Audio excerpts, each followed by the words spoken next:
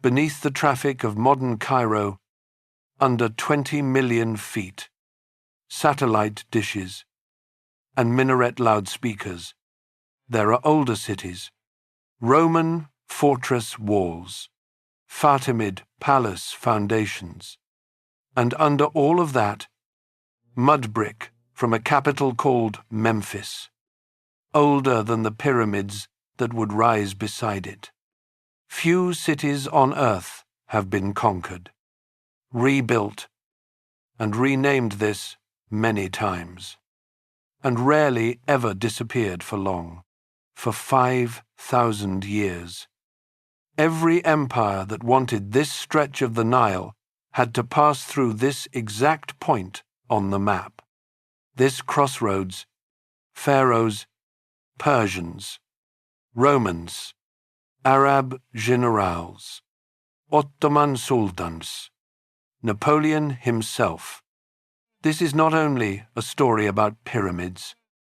Though we are going there, it is the story of how one crossing point on a river became the seat of power for a kingdom, a caliphate, an empire, and a republic, and never stopped being one. It starts around 3100 BC, with a king who had just united two kingdoms into one, and needed a capital to prove it. Chapter 1. Before the city, unification and the birth of Memphis. Picture two kingdoms sharing one river. To the south, a long, narrow valley of farmland squeezed between cliffs and desert, its ruler crowned in white. To the north, a wide fan of marsh and delta where the river split into many mouths before reaching the sea, its ruler crowned in red. Two peoples, two crowns, two separate histories, for centuries, with no reason to think they would ever become one country. The man later credited with joining them carries two names in the old records. Egyptian priests, writing generations afterward, called him Menes. Modern archaeologists mostly connect that name to an earlier and far better documented king called Narmer, whose portrait survives on a slab of grey stone found buried at a temple site called Hierakonpolis. Far south along the river, historians still debate whether Menes and Narmer were the same man, whether Menes was a title, or whether he was a later invention meant to give a messy process one clean hero. What survives in stone is Narmer himself, and what the stone shows is unmistakable. On one side of that stone, Narmer wears the tall white crown of the south and swings a raised mace over a kneeling enemy, while above him the falcon god Horus holds a rope threaded through the nose of a captive rising out of papyrus plants. The plant of the northern delta itself. On the other side, Narmer wears the low red crown of the north and walks in procession behind standard-bearers. Past row after row of enemy dead laid out with their heads between their feet, one king, two crowns, two different sides of the same slab of stone. It is one of the earliest known images anywhere of a single ruler claiming both halves of a country as his own, and archaeologists often treat it as the closest thing Egypt has to a birth certificate. The palette makes unification look like a single dramatic afternoon. One battle and one crown. Most archaeologists now think the truth was slower and less tidy. For generations before Narmer, the cultures of the Nile Valley and the Delta were already trading with each other, adopting each other's pottery styles, and fighting each other over the same farmland. In a gradual process historians call cultural unification, long before any king could claim political unification. Narmer may have been less the single conqueror of legend and more the final name attached to a process that earlier, less remembered kings had already been pushing toward for decades.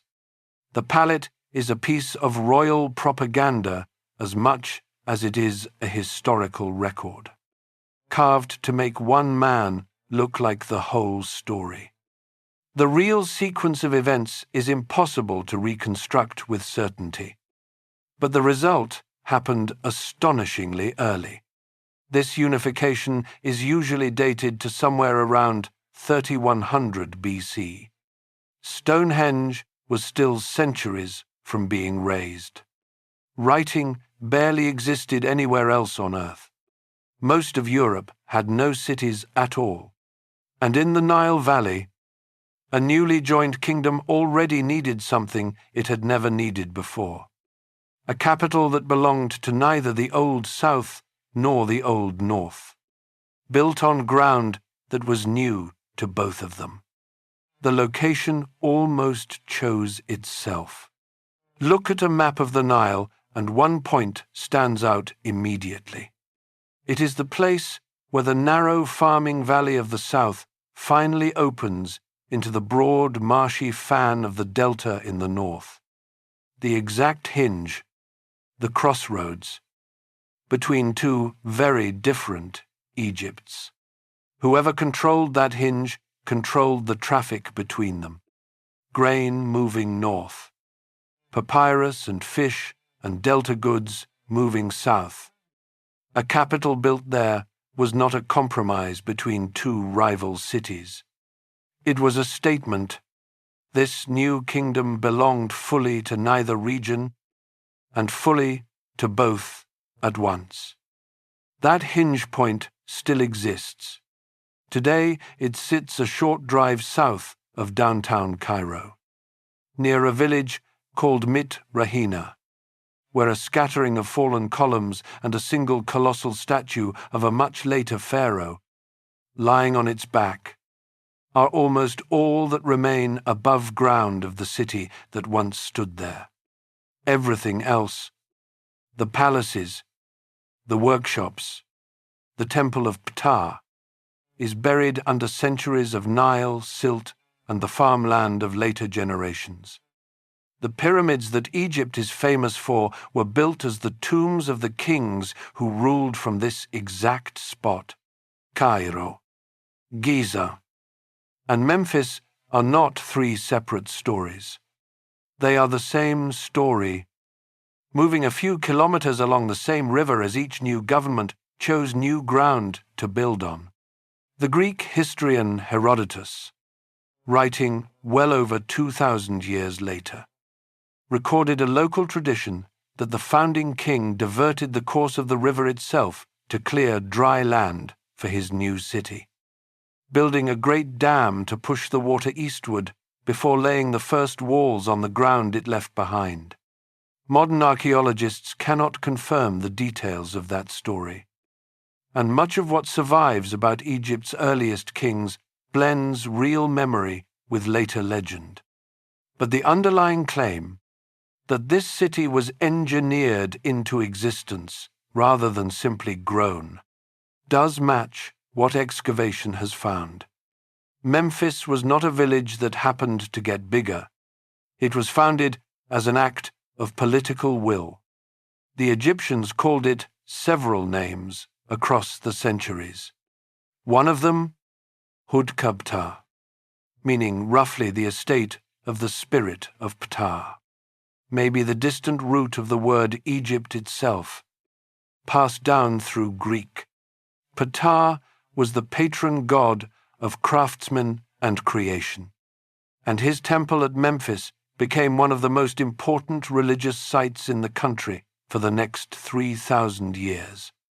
The dual symbolism from Nama's palette did not disappear either.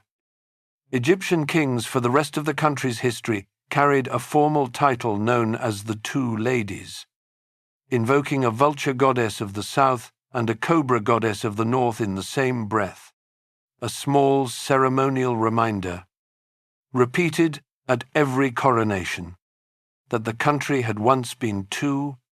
Around this same new capital, The earliest Egyptian kings built the first centralized bureaucracy the Nile had ever seen. Officials to count grain, officials to track flood levels, officials to organize labor on a scale no single village could imagine. Writing, still new and still used mostly for accounting rather than literature, spread through that bureaucracy and helped hold together a kingdom stretching hundreds of miles along a single river. This early Memphis looked nothing like the city later centuries would remember. There were no pyramids. There was no sphinx. The buildings at Memphis in these early generations were mostly mud brick, not stone, and almost nothing of them survives above ground today. But the pattern that would define this city for the next 5,000 years was already set. Memphis existed because two halves of a country had to be held together at exactly this point on the map, and someone had decided that holding them together mattered enough to build a capital from nothing to do it. The kings buried near this new capital, at a desert cemetery called Saqqara, were laid to rest in increasingly elaborate tombs, flat rectangular structures of mud brick called mastabas, stacked with chambers for the goods a ruler was expected to need in the next life. It was a modest beginning, but a few generations later, one of Memphis's own architects looked at a mastaba and asked a question that changed the skyline of the entire planet. What if you stacked more than one on top of the other? That question, and the tomb it produced, is where the next chapter begins. Chapter 2. The Age of Pyramids. Memphis and the God Kings. A few generations after Memphis was founded, a king named Djoser asked his chief official a strange question.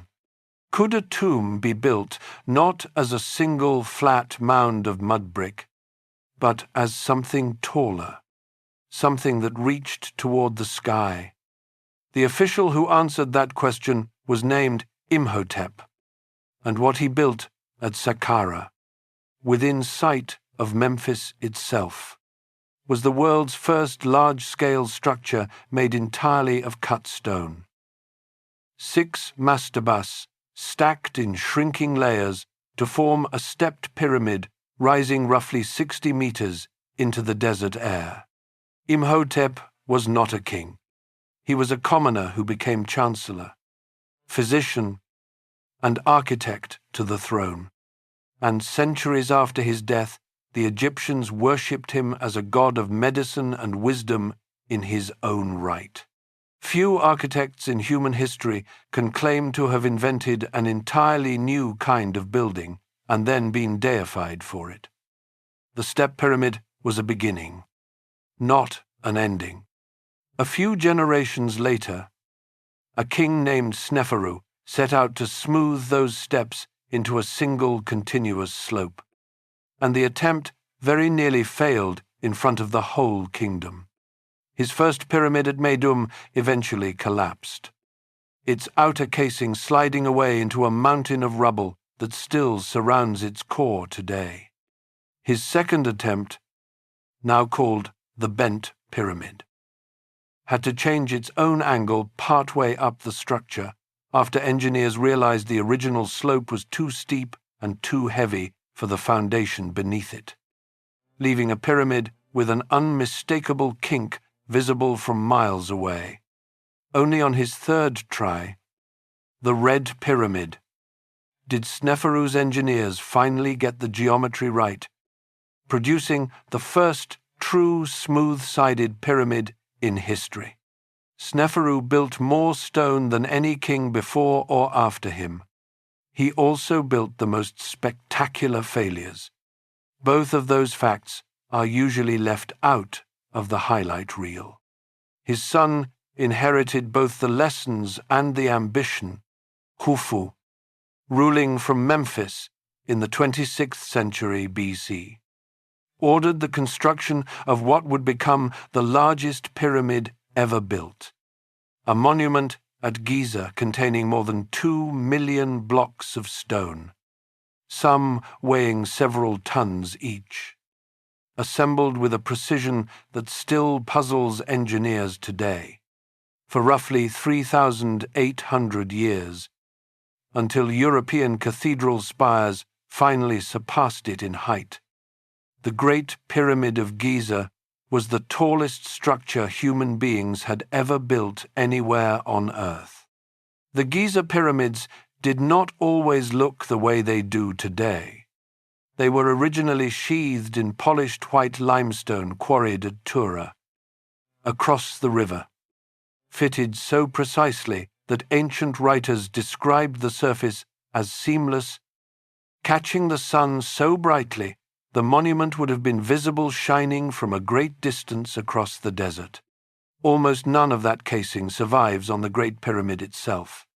Centuries later, when the builders of medieval Cairo needed stone for mosques and city walls, the smooth, pre-cut blocks sitting abandoned at Giza were simply the easiest quarry available. And much of what once made the pyramid shine ended up inside the walls of a very different city a few kilometers downstream. Beside the Great Pyramid, in a sealed pit discovered only in 1954, archaeologists found a full-sized cedar wood boat, disassembled into more than 1,200 pieces and buried for the king's use in the afterlife. So well preserved after 4,500 years that it has since been reassembled and put on public display. How a Bronze Age kingdom with no iron tools, no wheeled vehicles suited for the job, and no cranes managed this, remains one of archaeology's most studied questions. The likeliest answer, based on ramps, sledges, wooden levers, and an enormous, carefully organized workforce, is less mysterious than it is impressive. It represents one of the largest coordinated logistics operations in the ancient world, feeding, housing, and directing thousands of workers for years at a time. Not all of that stone came from nearby either. The burial chamber deep inside Khufu's pyramid is lined with blocks of red granite, some weighing more than 50 tons, quarried at Aswan, more than 500 miles south along the river. Moving stone that heavy meant floating it downriver on barges during the Nile's annual flood, when high water could bring a loaded boat close to the construction site itself, then dragging each block the final stretch on wooden sledges. Their path lubricated with wet sand to cut the friction. It was as much a logistics problem as an engineering one, solved with nothing more advanced than boats, rope, timber, and an exact understanding of when the river would cooperate. That labor only makes sense within the religious framework behind it. Egyptians of the Old Kingdom believed a dead king's spirit needed to rise and join the sun god Ra in the sky. And the pyramid's shape, 4 sloping faces meeting at a single point, echoed both the descending rays of sunlight and the sacred mound of earth Egyptians believed had emerged first from the waters of creation. Building a pyramid was not simply an act of royal vanity. It was understood as an act of maintaining cosmic order, a concept the Egyptians called Ma'at, and a household that sent a son to work a rotation at Giza was participating, at least by belief, in keeping the entire universe functioning correctly. That belief is very likely the real reason so many ordinary Egyptian households, across the whole kingdom, were willing to give up a son's labor to build the tomb of a king they would never personally meet. That workforce is also where one of the most persistent myths about ancient Egypt gets it wrong. Popular imagination has long pictured the pyramids as built by armies of whipped slaves. Archaeologists Mark Lehner and Zahi Hawass spent years excavating a purpose-built settlement just south of the pyramids, now known as the Workers' Village. And what they found tells a different story. Bakeries capable of producing thousands of loaves of bread a day. Breweries, slaughterhouses processing cattle, the kind of meat that was normally reserved for the elite. Dormitories, and, in the workers' cemetery nearby, skeletons showing healed fractures that had clearly been set and cared for. Evidence of medical treatment rather than a workforce worked to death and discarded.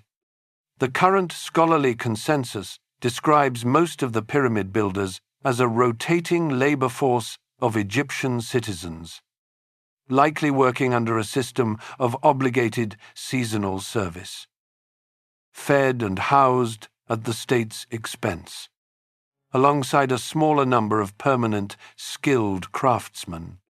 It was hard, dangerous labor by modern standards. It was not, as far as the archaeological record shows. Slavery. The old headline numbers were never realistic to begin with either.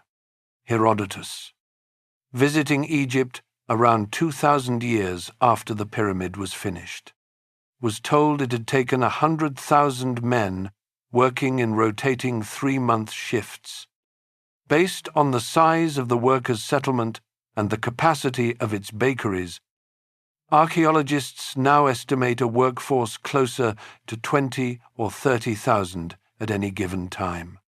A far smaller and far more logistically believable number, even if it makes for a less dramatic headline.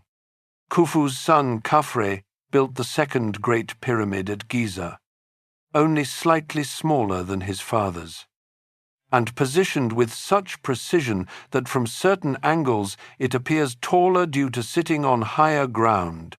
Beside it, carved from a single outcrop of bedrock that earlier quarry work had left standing, is the Great Sphinx, a lion's body with what many archaeologists believe is Khafre's own face, gazing east toward the sunrise for roughly 4,500 years.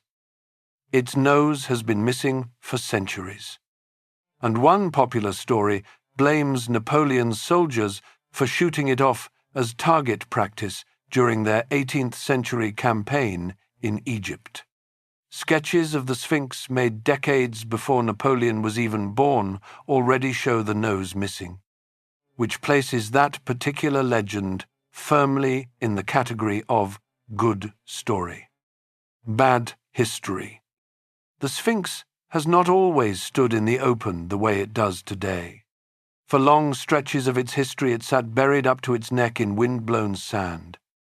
And one of the oldest surviving accounts of anyone trying to dig it free comes from roughly 1,000 years after Khafre's death.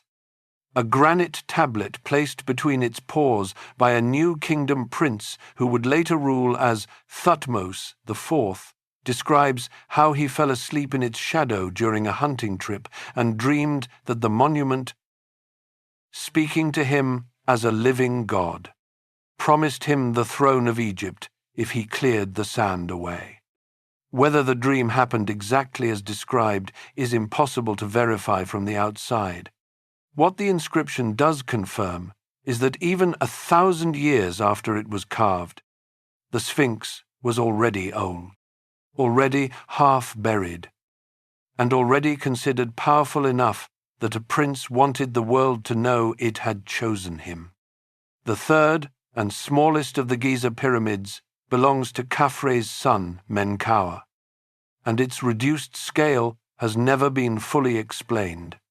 Some historians point to a strained treasury after 2 generations of non-stop monument building. Others suggest a shift in religious or political priorities under a new king. Whatever the reason, after Menkaure, no pyramid at Giza or anywhere else in Egypt would ever again reach the scale of Khufu's original monument. The three famous pyramids were never meant to stand alone. Around each king's monument, Egyptian planners laid out smaller pyramids for his principal queens. And beyond those, row after row of flat-topped mastaba tombs belonging to the officials, priests, and relatives who had served the royal household in life and expected to keep serving it in death. Seen from above, the Giza Plateau was never just three monuments. It was a planned city for the dead, organized with the same bureaucratic precision the living kingdom used to count its grain. For a little over 3 centuries, the kings buried near Memphis pushed stone construction further than anyone on the planet had ever attempted, and much of it still stands. But no golden age lasts forever. Around 2181 BC, Old Kingdom Egypt began to unravel, its climate drier, its treasury drained by generations of building, its regional governors increasingly powerful compared to a king ruling from an increasingly distant capital. The age of the pyramid builders was ending. What came after was 6 centuries of reunification, foreign rule, and rebellion, before Egypt produced its most famous generation of pharaohs yet. Chapter 3: Gods, Tombs, and Golden Pharaohs. The New Kingdom Spectacle. 6 centuries passed between the end of the Pyramid Age and the story this chapter has to tell.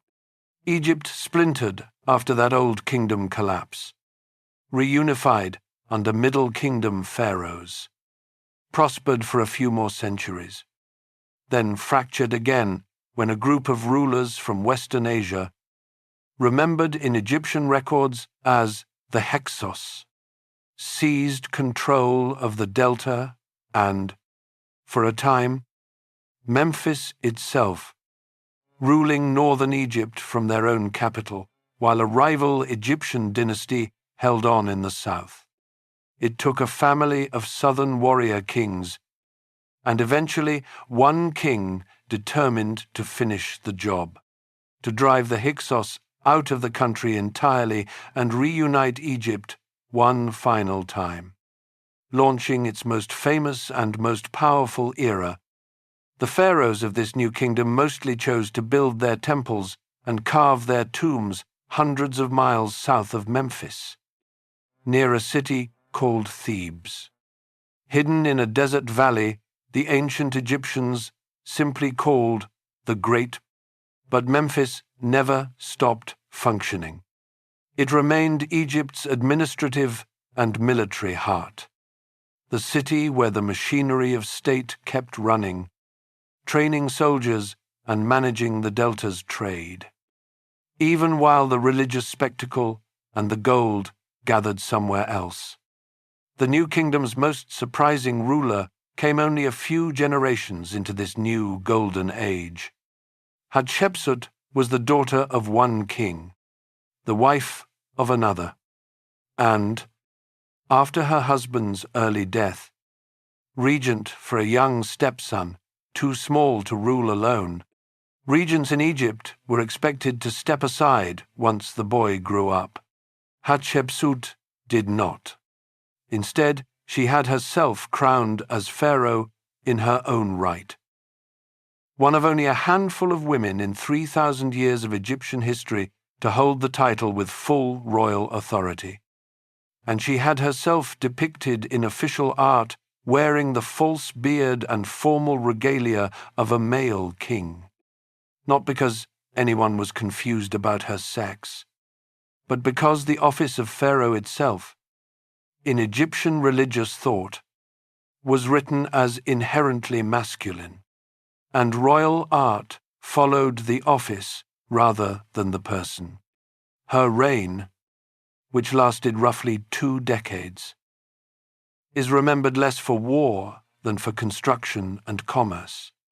She built one of the most architecturally striking temples in Egyptian history at Deir el-Bahari, cut directly into desert cliffs across the river from Thebes, and she sent a trading expedition down the Red Sea to a distant land the Egyptians called Punt, returning with incense trees, ebon, ivory, and gold that she then had carved onto her own temple walls as proof of what her reign had accomplished.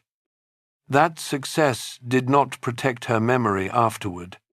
Once she died, her stepson Thutmose III, finally ruling in his own right and one of the most successful military pharaohs in Egyptian history, ordered many of her statues smashed, her cartouches chiseled off temple walls, and her name dropped from official king lists.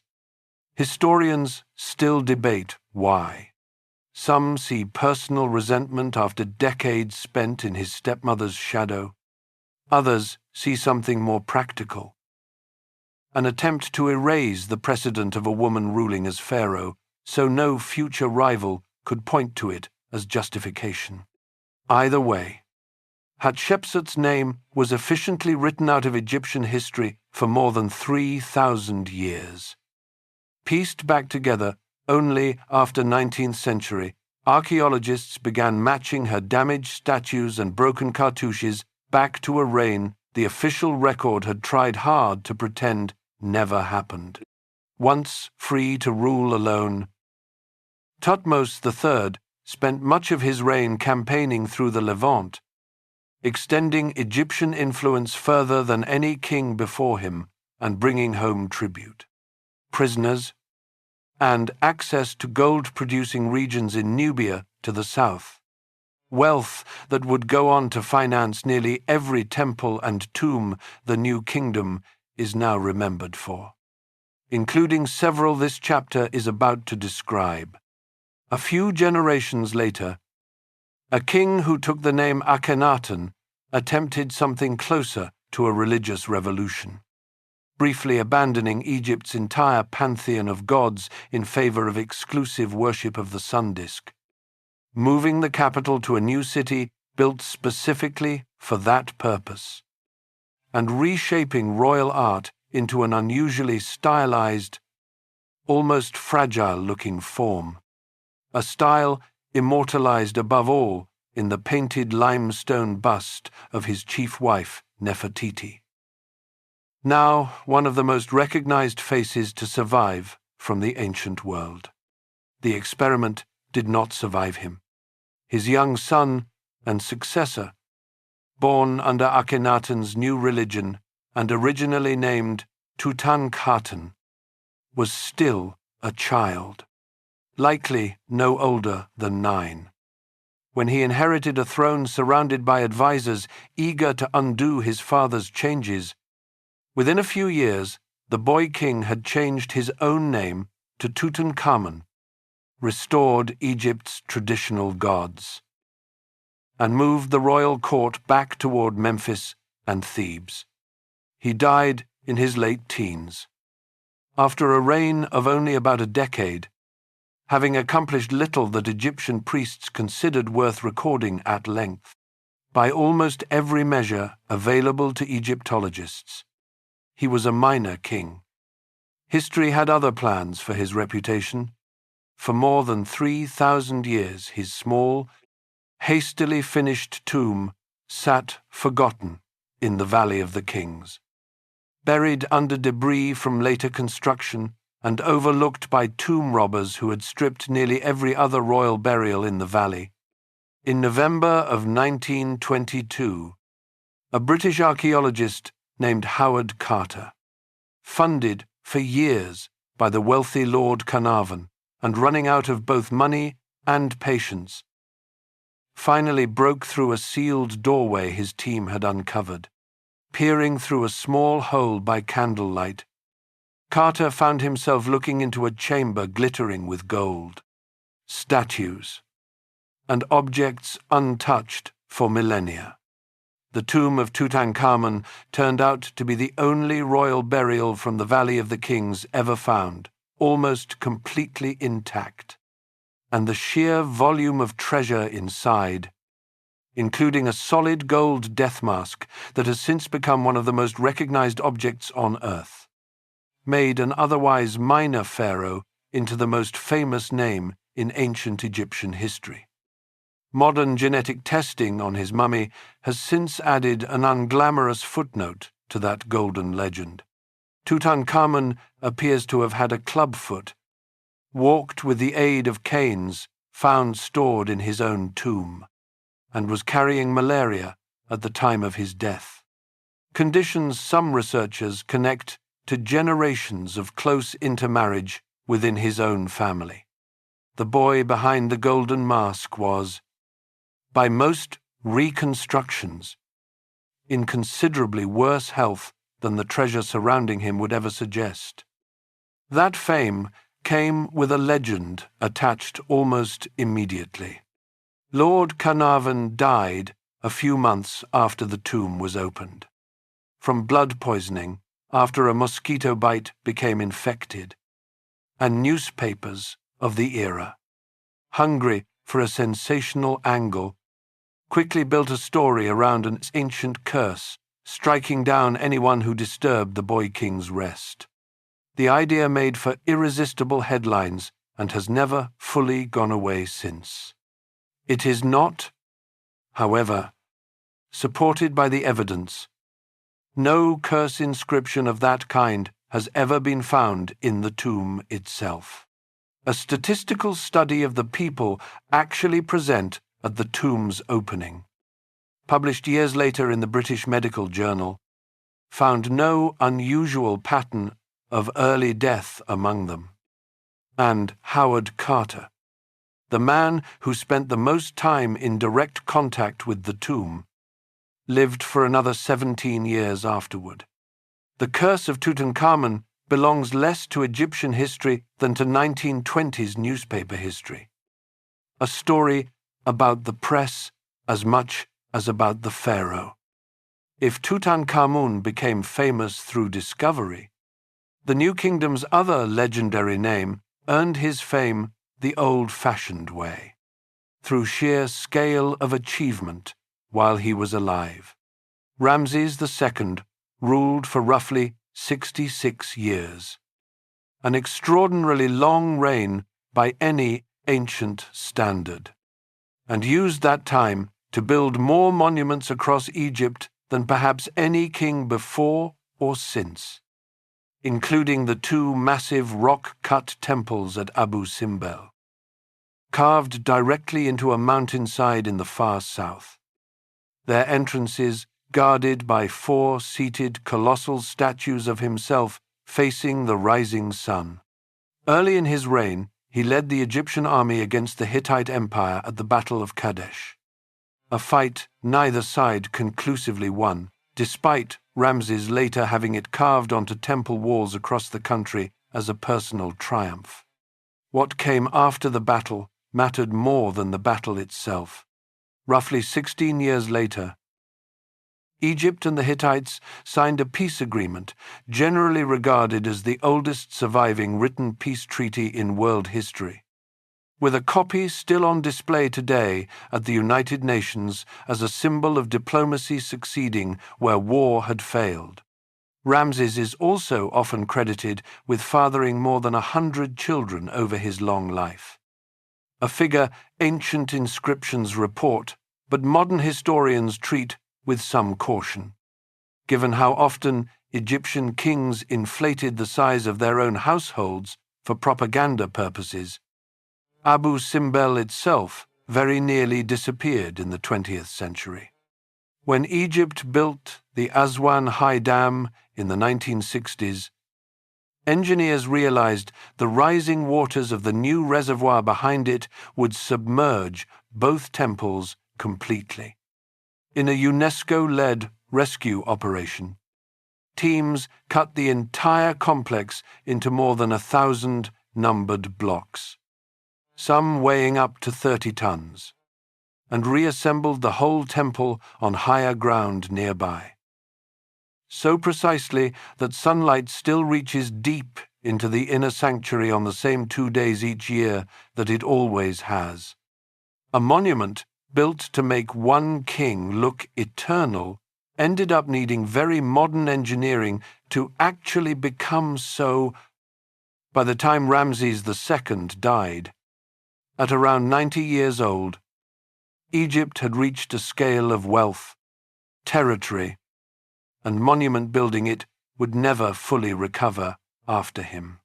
His successors inherited a treasury strained by decades of construction, a military stretched thin, and, soon enough, waves of foreign pressure probing Egypt's borders from both the sea and the desert.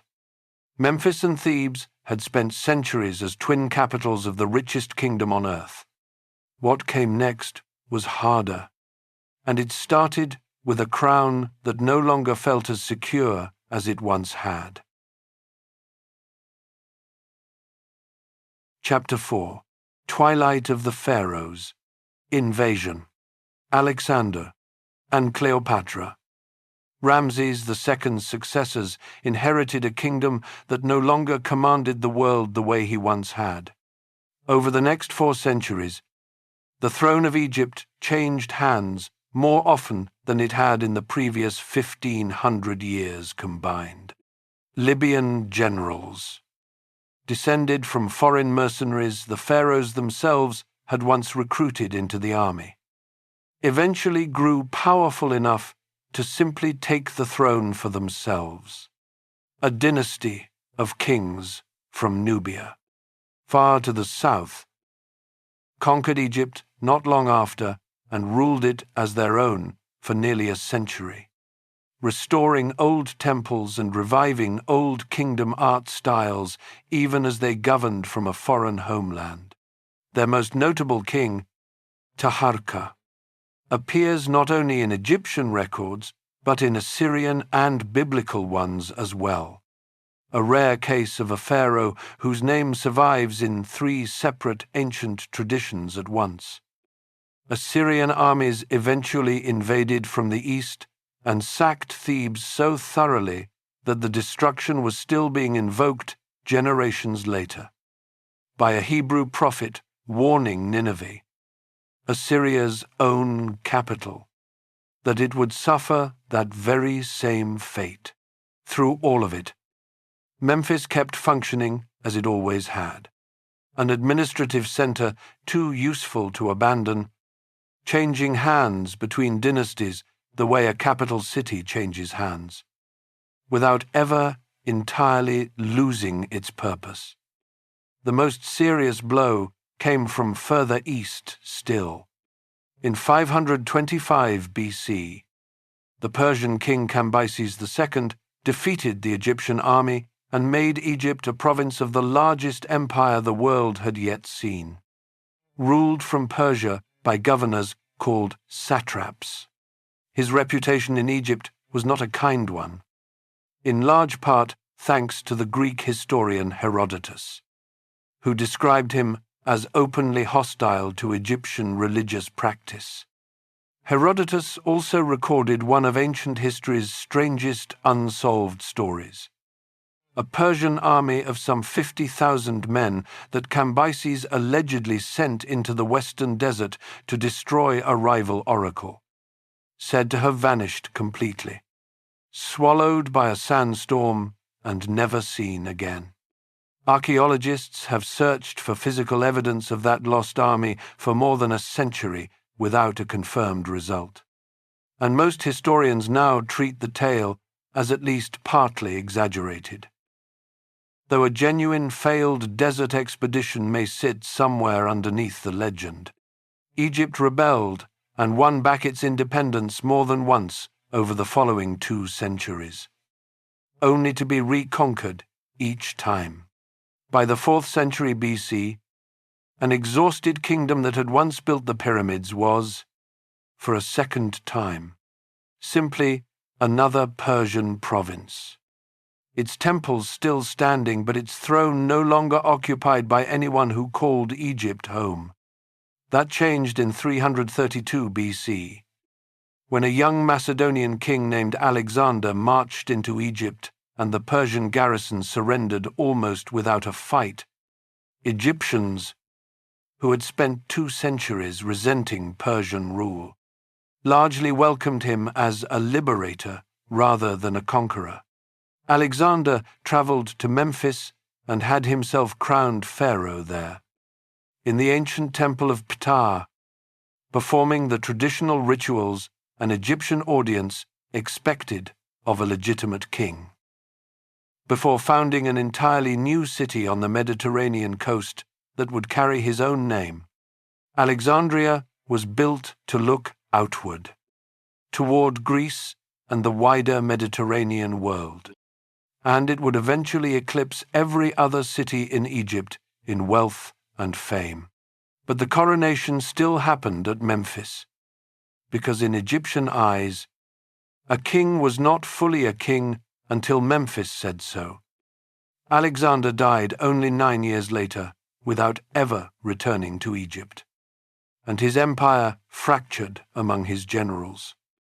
One of them, Ptolemy, took Egypt for himself and founded a dynasty of Greek-speaking pharaohs that would rule the country for the next 300 years. The Ptolemies ruled mainly from Alexandria, turning it into the intellectual capital of the ancient world, home to a legendary library that once held hundreds of thousands of scrolls and a lighthouse counted among the 7 wonders of the ancient world. Neither survives today. Both were lost gradually, across centuries of fires, earthquakes, and simple neglect. Rather than in the single dramatic act of destruction, popular legend usually assigns to one culprit or another. And historians still debate how much of the library's collection had already vanished long before its most famous supposed destroyers ever arrived on the scene. But like Alexander before them, Ptolemaic kings still understood that Greek military power alone could not legitimize their rule over Egyptian subjects. And Memphis's priesthood of Ptah remained central to royal ceremony for generations. To help bind Greek settlers and Egyptian subjects into a single functioning society, the early Ptolemies even sponsored an entirely new god, Serapis, deliberately blending traits of Egyptian and Greek deities into a figure both populations could worship without feeling like the other side had won. A council of Egyptian priests meeting at Memphis in 196 BC issued a decree honoring the young king Ptolemy V, inscribed in 3 scripts on a slab of granite that a French soldier would rediscover, completely by accident. More than 19 centuries later, that slab is known today as the Rosetta Stone, and without it, most of what modern historians know about ancient Egyptian writing would still be unreadable. The dynasty's final ruler remains the most famous name in ancient Egyptian history after the pharaohs who built Giza itself. Cleopatra VII took the throne as a teenager and proved to be the most capable Ptolemaic ruler in generations. Reportedly, the first in her family in nearly 300 years to bother learning the Egyptian language rather than governing entirely in Greek. Her path to sole power was not smooth. Egyptian royal custom required her to rule jointly with a sibling husband, in her case, a younger brother, and when their rivalry turned violent, she was driven out of Alexandria entirely. Before Julius Caesar, arriving in Egypt while chasing a defeated rival of his own, intervened militarily and restored her to the throne, beginning the alliance that would define the rest of her reign. She allied herself, in turn, with two of the most powerful men in Rome, first Julius Caesar and then, after Caesar's assassination, the Roman general Mark Antony. Each alliance aimed at the same goal: keeping Egypt independent in a Mediterranean world that Rome increasingly controlled. It ultimately failed. Antony and Cleopatra's combined forces were defeated at the naval battle of Actium in 31 BC by Caesar's adopted heir, Octavian, and within a year both Antony and Cleopatra were dead, according to the ancient accounts that survive, by suicide rather than capture. The precise details of Cleopatra's death, including the famous account of a poisonous snake, are impossible to confirm with certainty from this distance, and historians generally treat them as the best surviving story rather than a proven fact. Her death ended 3,000 years of pharaonic rule in a single stroke. Octavian, soon to be known as the Emperor Augustus, annexed Egypt directly as his own personal territory, rather than folding it into the ordinary Roman provincial system. A decision that said everything about how much the empire valued the grain, gold, and prestige that came with controlling the Nile. Egyptian grain alone is estimated to have fed roughly a third of the city of Rome each year. Shipped north in massive convoys, the whole empire's food security increasingly depended on, which is exactly why no emperor wanted a politically ambitious senator anywhere near the province. Memphis, Thebes, and Alexandria all now answered to Rome. The next chapter of this city's story would not be written in hieroglyphs at all. Chapter 5. Rome's Egyptian Fortress, Babylon and the Rise of Coptic Christianity. Egypt under Roman rule looked, on the surface, remarkably similar to Egypt under the pharaohs. Temples still functioned. Priests still performed the old rituals. Roman emperors, when they bothered to have themselves depicted on temple walls at all, still appeared dressed as pharaohs, offering to Egyptian gods in the traditional style, because Rome had learned the same lesson Alexander and the Ptolemies had already learned: that ruling Egypt meant speaking its religious language even while governing it as a source of grain and revenue for someone else's empire. Ordinary Egyptians blended their own identities in ways that still show up clearly in the archaeological record. In the Fayum region, not far from Memphis, wealthier families began commissioning strikingly lifelike portrait panels of the dead, painted in a naturalistic Roman style and then wrapped directly into traditional Egyptian mummy bandages, a combination so effective that many of these 2,000-year-old faces still look startlingly alive today.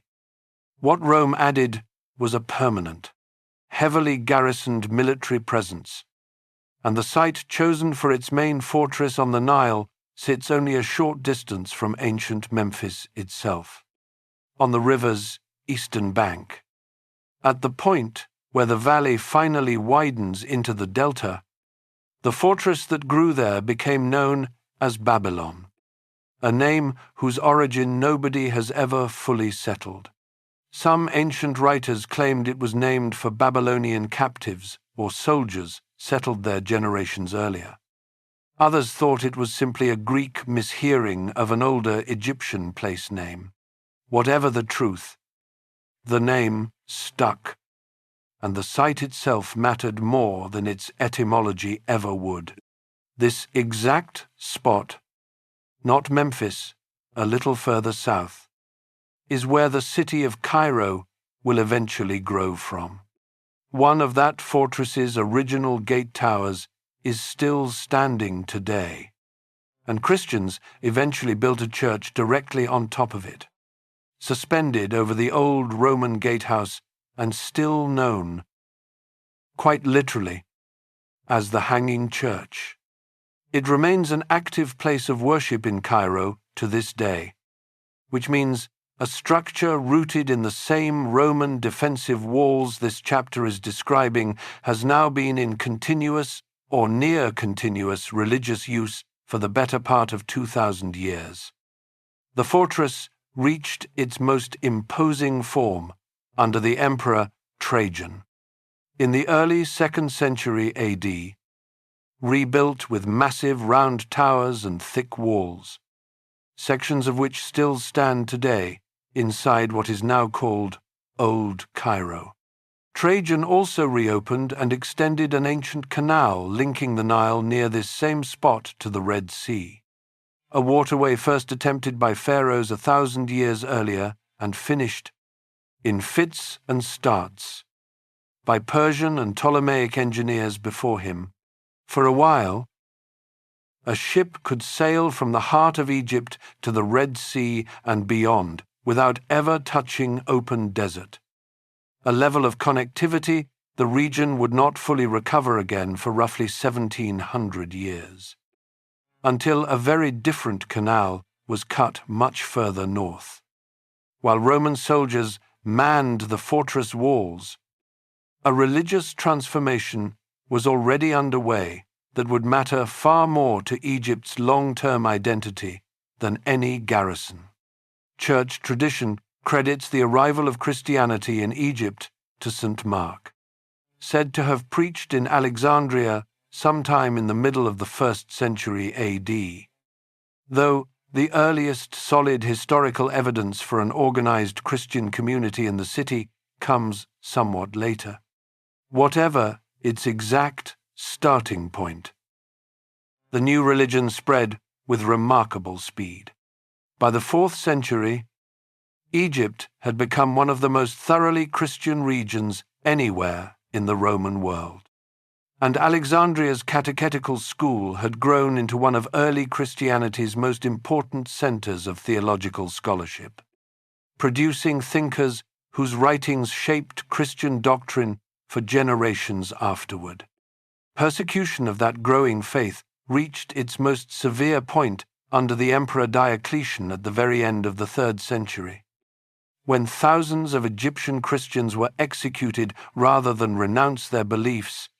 The Coptic Church still measures its own calendar from that reign, counting the year Diocletian took power as year 1 of what is formally called the Era of the Martyrs, a naming choice that says everything about how central that persecution remains to Coptic religious memory even now. Egypt gave Christianity something else almost nobody expects when they think of the ancient Nile: the entire concept of organized monastic life. In the late 3rd century, a man named Antony walked into the Egyptian desert to live alone in prayer and fasting, and within decades, thousands of Christians across Egypt were imitating him, some living as hermits, others gathering into the first organized monastic communities under a former soldier named Pachomius. The model spread from Egypt to Palestine, to Syria, to Byzantium, and eventually to every monastery in medieval Europe. Nearly every Christian monk who ever lived, in any century, in any country, was in some sense following a path that Egyptian hermits had marked out first, in the same desert that once swallowed Cambyses' lost army. That Christian identity eventually put Egypt at odds with the empire ruling it. In 451 AD, a church council held at Chalcedon, near Constantinople, defined the nature of Christ in a way that most Egyptian Christians rejected as theologically wrong, and Egypt's church broke away from the imperial church over the dispute, forming what is known today as the Coptic Orthodox Church. for the next 2 centuries. Byzantine emperors periodically tried to force Egyptian Christians back into line, sometimes through persuasion and sometimes through outright persecution. And a genuine religious grievance settled in underneath Byzantine rule that would still be present, unresolved. When the next conquerors arrived from the east, Byzantine control of Egypt was also far less stable by this point than it had once been. In 619 AD, the Sassanid Persian Empire, Byzantium's oldest rival, conquered Egypt outright and held it for roughly a decade before the Emperor Heraclius fought his way back and retook the province. Egypt had barely returned to Byzantine hands, its administration exhausted and its religious wounds from Chalcedon still unhealed, when an entirely new power began moving out of Arabia. The fortress of Babylon was still standing, still garrisoned, still guarding the same strip of riverbank. When those conquerors finally reached it in the 7th century, what they found waiting for them was not simply a Byzantine military post. It was a population carrying generations of unresolved religious tension, and an empire too worn down by its own recent war to put up the kind of resistance it might once have managed. Chapter 6. The Arab Conquest and the Birth of Fustat. The army that reached the walls of Babylon in 639 AD came from a direction Egypt had never faced a serious invasion from before. Barely a decade after the death of the Prophet Muhammad, Arab armies under the new caliphate had already taken Syria and Palestine from a Byzantine empire too exhausted by its recent war with Persia to hold them. The general sent to add Egypt to that expanding empire was named Amr ibn al-Az, and he arrived with a force numbering only a few thousand men, remarkably small for the conquest he was about to attempt.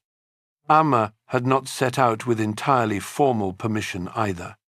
Ancient sources describe the Caliph Umar as initially hesitant about opening a new front so soon after Syria, and only reluctantly approving the campaign after Amr had more or less already committed his forces to it.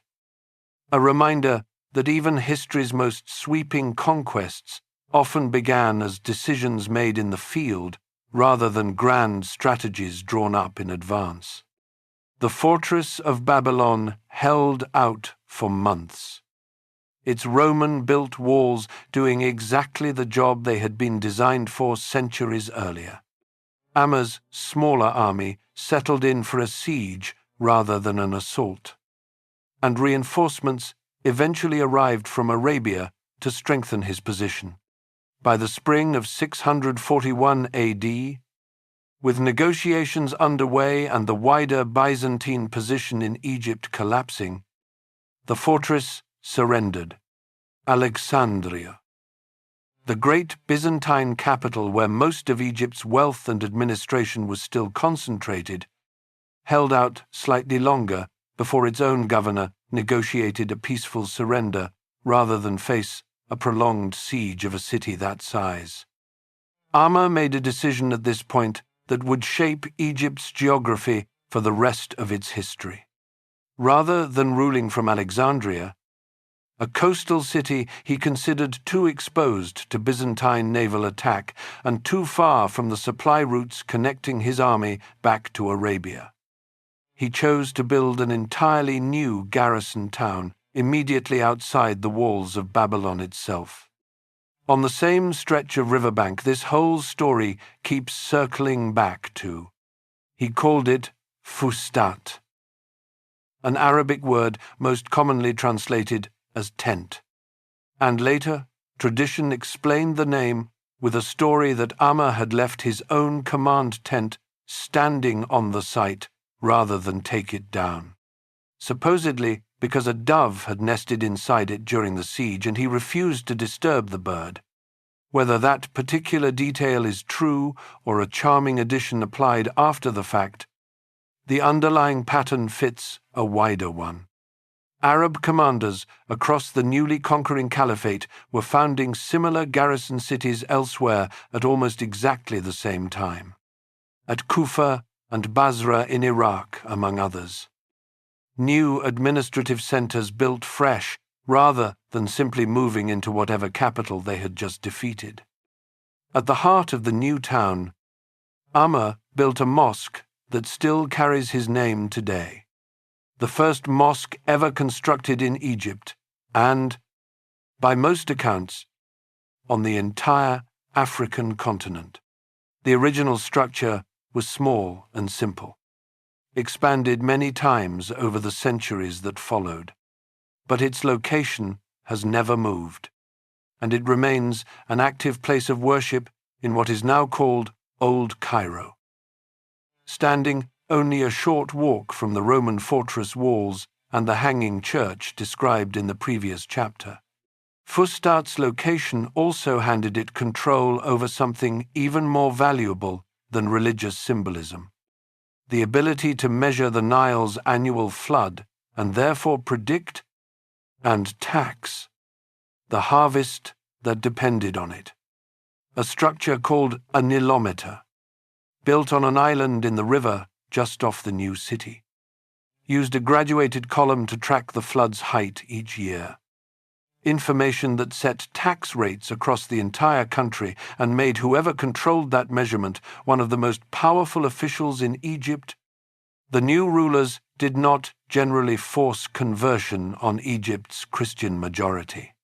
Coptic Christians, like Jews and other non-Muslims across the early caliphate, were granted a protected legal status in exchange for paying a specific tax and were largely left to run their own church and communities under their own religious leadership. Some later accounts describe Coptic Christians welcoming the change after 2 centuries of Byzantine pressure over the Chalcedon dispute described in the previous chapter, though modern historians are more cautious about that narrative, since the earliest surviving evidence suggests a more complicated transition than a simple story of grateful liberation, with real hardship, taxation, and gradual, uneven conversion pressure building over the centuries that followed rather than any single dramatic turning point. However Egyptians felt about the change, Fustat grew fast regardless. Archaeological excavation of the old city has uncovered evidence of a surprisingly sophisticated urban environment with multi-story residential buildings, some reportedly rising 6 or 7 floors, housing a population that visiting travelers sometimes compared favorably to the great cities of the Mediterranean world they had left behind. Within a generation, it had become the administrative and economic center of Egypt, eclipsing both Alexandria and what remained of ancient Memphis, whose stones, as an earlier chapter described, were already being quietly repurposed into the walls of the city rising nearby. Under the Umayyad and then the Abbasid caliphates that successively ruled the wider Islamic world from Damascus and then Baghdad, Egypt remained a wealthy but largely obedient province. Its governors appointed from far away and its taxes flowing outward more often than its own ambitions were allowed to flourish. One quiet change did take root during these centuries that would eventually outlast every caliph involved in it. Paper making, a Chinese technique that had reached the wider Abbasid world by the middle of the 8th century, slowly spread into Egypt and began replacing papyrus, a material Egypt itself had supplied to the ancient world for 3,000 years. Inside the workshops of Fustat, That began to change in the 9th century, when a Turkic governor named Ahmad ibn Tulun, sent from Baghdad to administer Egypt, quietly built an independent power base of his own, stopped forwarding most of Egypt's tax revenue to the Caliph, and founded a new royal district north of Fustat, complete with its own enormous mosque, one that still stands today as one of the oldest, largely intact mosques anywhere in the Islamic world. Distinguished by a spiral minaret whose design he borrowed directly from the great mosque at Samarra in Iraq, the same imperial capital where he had trained as a young officer. His dynasty did not last, and Abbasid authority eventually reasserted itself. But the precedent had been set. Egypt, wealthy enough to fund its own ambitions, no longer needed Baghdad's permission to have them. It would take one more century, and one more conquering army. Before that ambition produced a city that Egyptians would recognize by the name it still carries. Chapter 7. Al-Qahira. The Fatimids build the victorious city. Ibn Tulun's independent dynasty did not survive him for long, and Abbasid governors from Baghdad eventually reasserted direct control over Egypt for another few decades, followed by a second round of local semi-independence under a dynasty called the Ikhshidids. That period's most memorable figure was not even one of its official rulers, Abu al-Misk Kafur, a former slave from Nubia who rose through the Ikhshidid court to become the power behind an increasingly weak throne. Effectively ran Egypt for more than 20 years and became famous across the Arabic-speaking world as a patron of poets. Most notably, the celebrated poet al-Mutanabbi, who wrote him extravagant praise while seeking a governorship. Then, after Kafur denied him the position, an equally extravagant and far crueler satire on his way out of the country. None of it lasted. The power that finally ended nearly 300 years of Egypt answering to a caliph somewhere else did not come from Baghdad's weakening grip at all.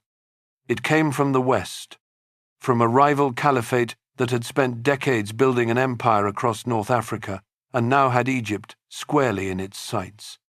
The Fatimids were Shia Muslims who traced their claim to leadership back to Fatima, the daughter of the Prophet Muhammad, and who rejected the legitimacy of the Sunni Abbasid Caliphate entirely, declaring their own rival caliph rather than simply seeking independence within the existing order.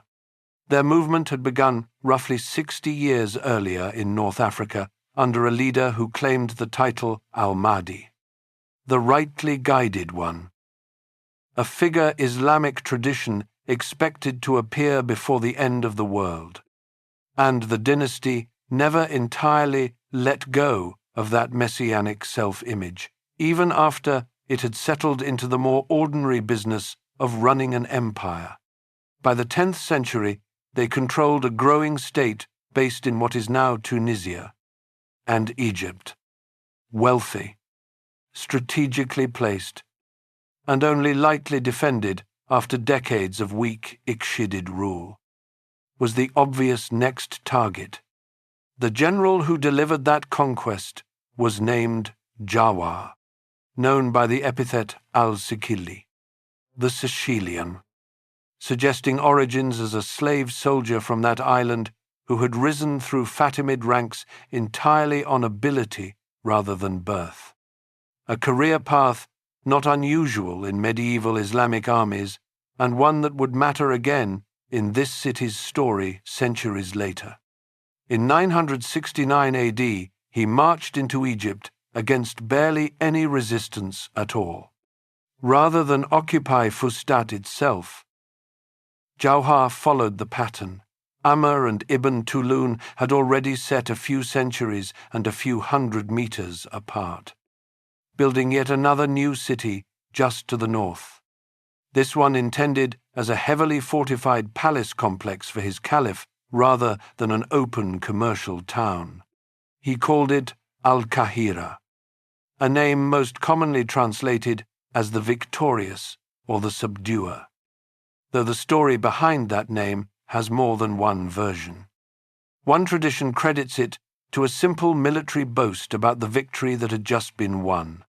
A more elaborate account, recorded by later chroniclers, claims Jawah's astrologers timed the groundbreaking to a precise astrological moment governed by the planet Mars, known in Arabic as Al-Naim al-Qahir, and that a raven's unexpected movement disturbed the ropes, marking the boundary before the stars had properly aligned, forcing the city to be founded under an unlucky configuration anyway. How much of that story reflects real 10th century practice, and how much is later embellishment, is difficult to say with confidence.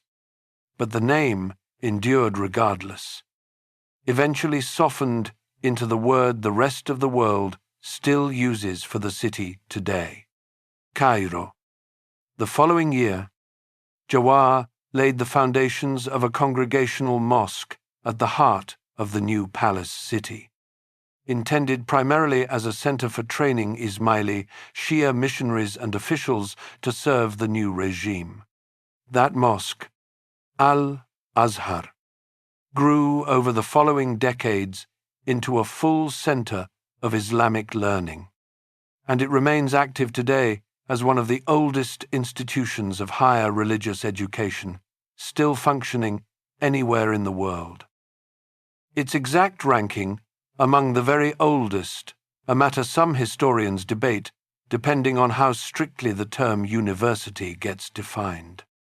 But its continuous role at the center of Islamic scholarship for more than 1,000 years is not in question. For its first century, Al-Qahira was not really a city ordinary Egyptians could enter at all. It functioned as a closed royal enclosure, home to the caliph, his court, his army, and the palaces and gardens built to serve them, ringed by walls that kept commoners out rather than invaders. Jawah's original walls have mostly vanished, but several of the fortified gates, rebuilt 100 years later under a different vizier, still stand today.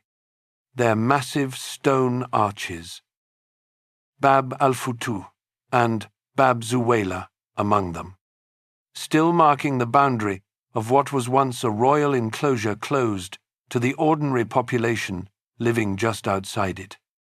The actual daily life of Egypt, its markets, its ports, its crowded streets, continued at Fustat, a short distance south, exactly where it had been functioning since Amr first pitched his tent there 3 centuries earlier. Cairo and Fustat existed for generations as 2 separate cities serving 2 separate purposes: one for governing, one for living, connected by a road but not yet a single urban identity. Fustat's continued importance during this period left behind one of the most remarkable archives in medieval history. Almost by accident, a synagogue in the old city kept a storeroom, known as a geniza, where worn-out documents containing the name of God were traditionally set aside rather than destroyed, following Jewish religious custom.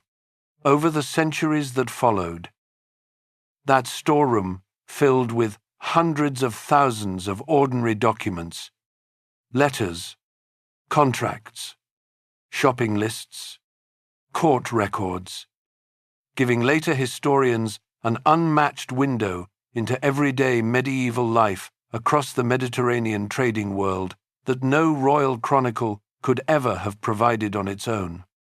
Despite ruling a population that remained overwhelmingly Sunni Muslim, along with a substantial Coptic Christian minority, the Fatimid caliphs generally avoided forcing their own Shia doctrine on their subjects, and Egypt, under their rule, became one of the wealthiest and most cosmopolitan regions in the medieval world, its trade networks reaching from the Mediterranean to the Indian Ocean. That stability would not last forever. 2 centuries after Jawah planted his boundary ropes under a possibly unlucky star, the dynasty he had founded the city for was running out of time, and the man who would end it, and finally join Cairo and Fustat into the single city both were always going to become, was already on his way. Chapter 8. Saladin and the Citadel. One city at last. By the middle of the 12th century, the Fatimid Caliphate that had once commanded trade routes from the Mediterranean to the Indian Ocean had shrunk into something closer to a ceremonial title. Its later caliphs coming to the throne as children, and its real power passing between a series of rival viziers, Egypt's weakness did not go unnoticed. To the northeast, Crusader knights ruling the Kingdom of Jerusalem launched repeated invasions into the Delta through the 1160s, testing just how far a wealthy, poorly defended country would bend before it broke. To the north, a Sunni Muslim ruler in Syria named Nur al-Din watched the same weakness and reached the same conclusion for different reasons: that whoever controlled Egypt next would control the balance of power across the entire region. Nur al-Din sent his own general into Egypt 3 separate times across that same decade to keep the Crusaders out and Fatimid politics tilted in his favor. That general was named Shirkuh, and on his final expedition in 1169, he brought along a nephew who had shown little apparent interest in the assignment. That nephew's name was Yusuf ibn Ayyub, better known to history by the title Salah ad-Din, or Saladin. When Shirkuh died only weeks after finally securing the position of Fatimid vizier for himself, the Fatimid court, expecting the inexperienced young nephew to be easy to control, appointed Saladin to the post instead. It was a serious miscalculation. Within 2 years, Saladin had consolidated enough personal power to do something no vizier before him had dared. In 1171 AD, with the last Fatimid caliph on his deathbed and too weak to object, Saladin ordered Friday prayers across Egypt to be recited in the name of the Sunni Abbasid Caliph in Baghdad instead of the Fatimid one, a purely religious-sounding announcement that in practice ended 2 centuries of Shia Ismaili rule in a single sermon. The Fatimid Caliphate simply ceased to exist. Saladin, technically still a subordinate of Nur al-Din, was now the unquestioned ruler of Egypt in everything but name. And after Nur al-Din's own death, a few years later, in name as well, founding a new ruling dynasty known as the Ayyubids. Saladin backed his religious announcement with institutions built to make it last. He founded several new madrasas across Cairo dedicated specifically to Sunni legal scholarship, a direct counterweight to 2 centuries of Shia Ismaili teaching centered at Al-Azhar, which was itself quietly redirected away from its original missionary purpose and would not fully return to prominence as a Sunni institution until later generations. Saladin's most lasting physical mark on the city came a few years into his rule. On a rocky spur of the Muqattam Hills overlooking both Fustat and Al-Kahira, he began construction of a massive fortress that still dominates the Cairo skyline today, known simply as the Citadel. Just as significant was the wall he planned around it, intended not to enclose one royal district the way Jawar's walls once had, but to wrap Fustat, Al-Kahira, and the new Citadel together inside a single, continuous, fortified perimeter for the first time in the city's history. The project outlived Saladin himself, finished by his successors rather than by his own hand. But the intention behind it mattered as much as the stonework. Two cities that had grown up a few hundred meters apart for governing and for living were, for the first time, being treated as one place. The Citadel itself would go on to serve as the seat of Egypt's rulers for roughly the next 600 years, longer than any other structure built anywhere along this stretch of the Nile. Remaining the functioning center of government until a 19th century ruler this story will eventually reach, finally moved the palace elsewhere. Most of the world remembers Saladin for what happened outside Egypt rather than inside it. In 1187, he led a Muslim army that crushed the Crusader states at the Battle of Hattin and recaptured Jerusalem after nearly a century of Crusader control. A victory that provoked the Third Crusade and pulled him into a famous, and according to many contemporary accounts on both sides, unusually respectful, rivalry with the English king Richard the Lionheart. That war ended in a truce rather than a decisive victory for either side, and Saladin died in Damascus in 1193. Still formally the Sultan of an empire that stretched from Egypt through Syria, but it was the quieter work back in Cairo, the Citadel and the unifying wall, that would outlast every battlefield he ever fought on. Saladin's Ayyubid successors ruled Egypt for the better part of the next century, and like most medieval Islamic dynasties of the period, they staffed their most elite military units with Mamluks, slave soldiers, mostly Turkic and Circassian in origin, purchased as boys, converted to Islam, and trained from a young age in nothing but warfare and loyalty to their masters. It was a system that had worked, more or less, for centuries across the Islamic world. The dynasty finally ran out of road in the middle of the 13th century, and the crisis that ended it arrived, fittingly, in the form of one more crusade. In 1249, the French King Louis IX landed an army at the delta port of Damietta, intending to strike at the wider Muslim world by conquering Egypt itself.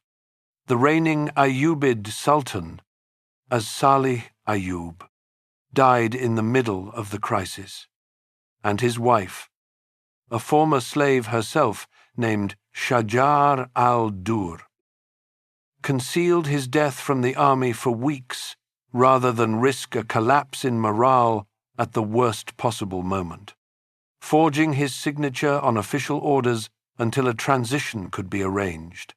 Egyptian forces, led in the field by Mamluk commanders rather than by any member of the royal family, then inflicted a crushing defeat on the Crusader army and captured Louis IX himself, holding the King of France as a prisoner until an enormous ransom secured his release.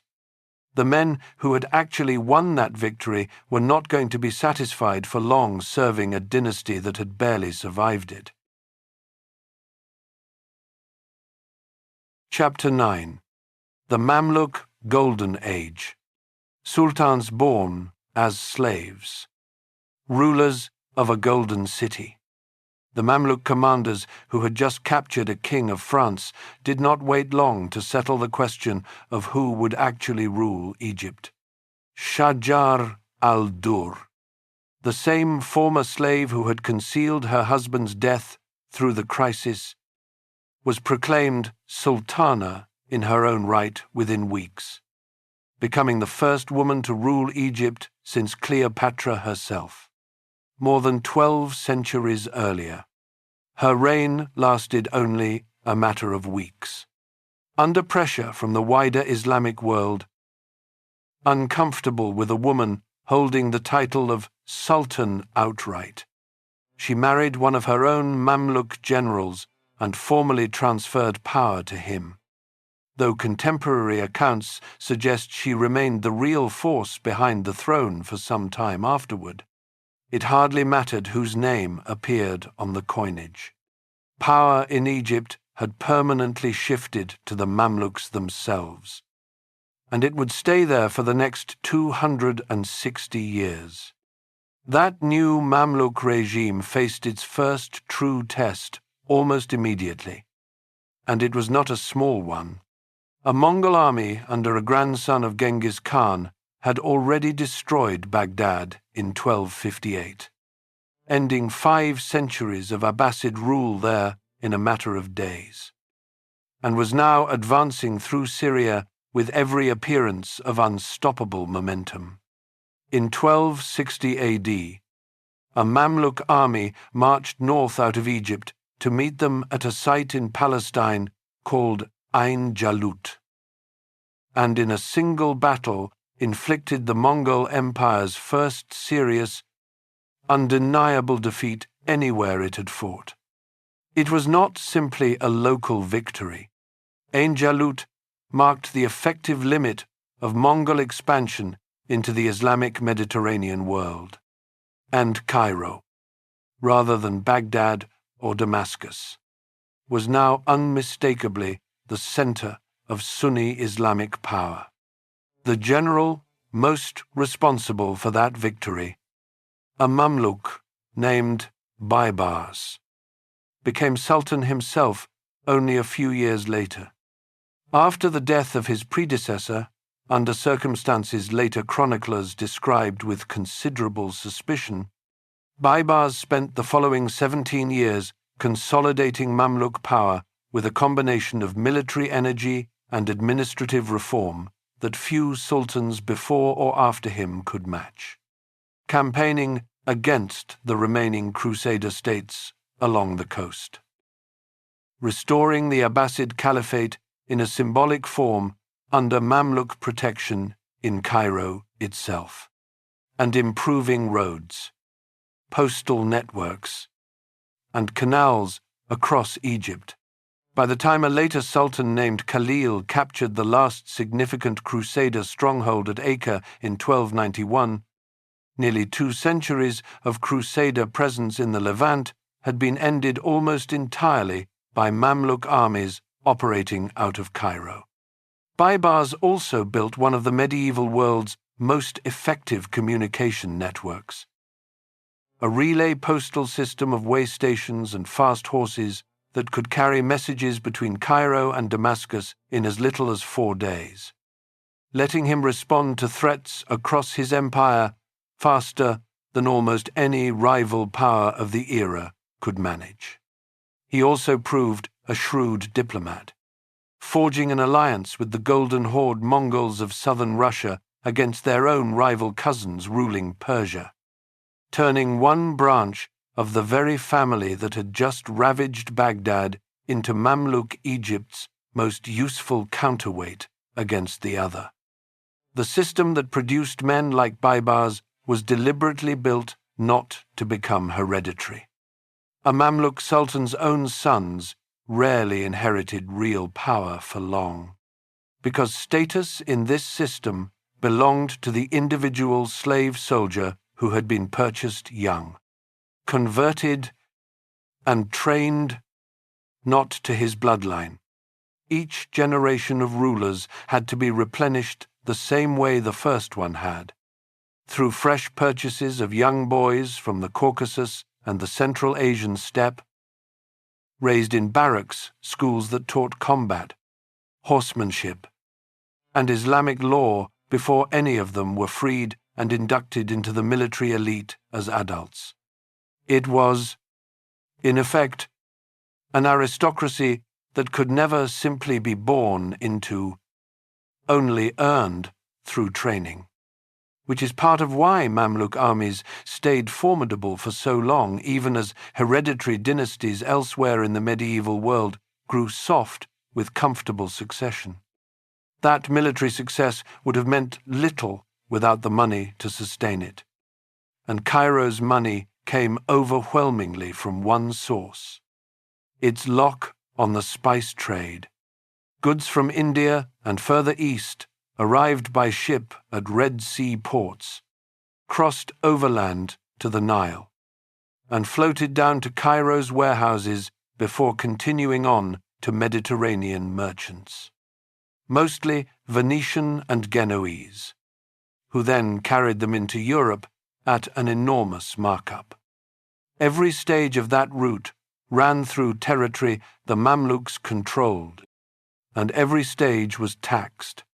A specific network of Muslim merchant families, known as the Karimis, came to dominate this trade so completely that some of their members amassed fortunes rivaling the Sultan's own treasury, occasionally financing military campaigns directly in exchange for trading privileges. By the 14th century, contemporary visitors, Muslim and European alike, routinely described Cairo as the largest and wealthiest city they had ever seen outside of China. Its population, estimated at several 100,000 people, crowded into a city with more mosques, public baths, and covered markets than European visitors had words for.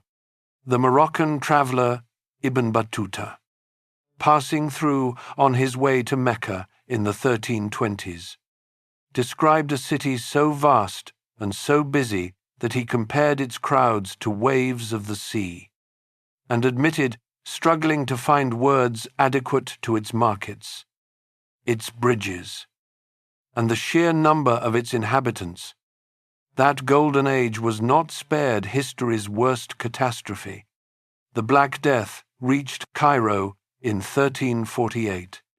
The medieval Egyptian historian al-Makrizi, writing decades later but drawing on earlier records, described death tolls during the worst months of the outbreak that, if accurate, would mean a significant share of the city's population died within a single year, overwhelming its famous markets and leaving entire neighborhoods empty. Modern historians studying tax and property records from the period broadly support the picture of a genuinely catastrophic demographic collapse, even if exact numbers from any single medieval source deserve some caution. Cairo recovered, as it always had, but the plague returned repeatedly over the following century. And historians now generally agree that its long-term toll on population and tax revenue quietly weakened the foundations of Mamluk wealth, even while the Sultanate's monuments kept getting more spectacular. Those monuments are, in fact, most of what a modern visitor to Islamic Cairo actually sees: the overwhelming majority of the mosques, madrasas, and elaborate funerary complexes that still define the old city's skyline date from these 2.5 centuries of Mamluk rule, commissioned by sultans and senior emirs competing to leave behind the most magnificent building their wealth could buy. Since a Mamluk could not pass his rank to a son, but could absolutely pass down a monument with his name carved into it, even the stonework itself became a kind of signature. Builders alternating bands of light and dark stone across facade after facade until the striped pattern, called ablak, was almost a trademark of the style, paired with intricately carved stalactite like vaulting over doorways and windows that few other architectural traditions of the era ever quite matched. Sultan Qalawun, ruling in the 1280s, built something that went well beyond the usual mosque or mausoleum, a massive hospital complex known as a bimaristan, offering free treatment regardless of a patient's ability to pay, separate wards for different ailments, a dispensary, and even musicians employed specifically to help calm patients recovering from surgery. By the standards of medieval medicine anywhere in the world, it was a remarkably advanced institution, and it kept treating patients for centuries after its founder's death. The mosque and funerary complex built for Sultan Hassan in the 1350s rises to a scale that made it, at the time, one of the largest religious buildings anywhere in the Islamic world. Its central dome chamber, alone larger than the nave of many European cathedrals raised in that same century. A covered market founded under Sultan Barkuk in the 1380s, known as Khan el-Khalili, still functions as one of Cairo's busiest bazaars today, meaning a visitor can still shop somewhere older than the printing press.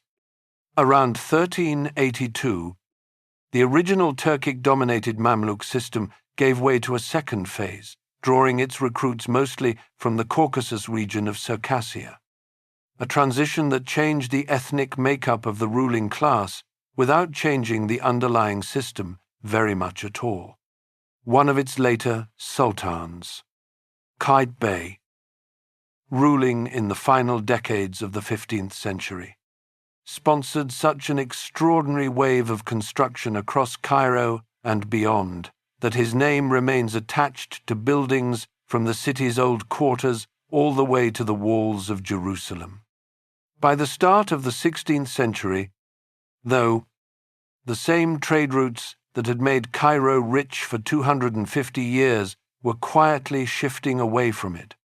The Portuguese navigator Vasco da Gama reached India by sailing entirely around the southern tip of Africa in 1498, proving European merchants no longer needed Cairo, its taxes, or its middlemen standing between them and the source of the goods they wanted.